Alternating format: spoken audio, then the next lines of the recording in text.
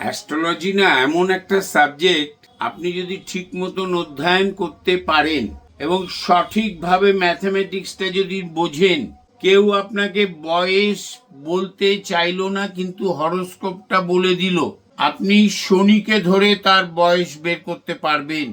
এমনকি শনির ডিগ্রি যদি জানা যায়, তাহলে তার বয়সের মান্থ, কোন সাল কোন মাসে জন্মেছে ভোগ্য দশা অনুসারে বের করা যাবে।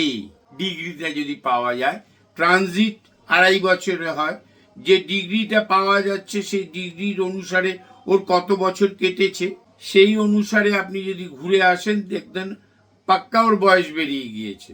এবং গ্রহের অবস্থানগত প্রভাবের ওপর নক্ষত্র প্রাপ্তি এবং চন্দ্রের নক্ষত্র প্রাপ্তির ওপর মানুষের অ্যাটিটিউড, স্বভাব, চরিত্র, সে কতটা পড়াশোনা করতে পারে, কতটা পড়াশোনা করেছে, কি ধরনের কাজ তার দ্বারা সম্ভব, চোখ, মুখ, মুদ্রা, চলা ফেরা, হাতের অঙ্গুলি হেলন, কথাবার্তায় সব বেরিয়ে যায়, সব বেরিয়ে যায়। পুরো না হলেও কিছু তো বেরোবেই।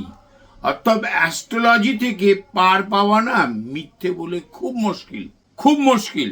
অ্যাস্ট্রোলজি খুব বৃহৎ একটি সাবজেক্ট, বৃহৎ একটি সাবজেক্ট।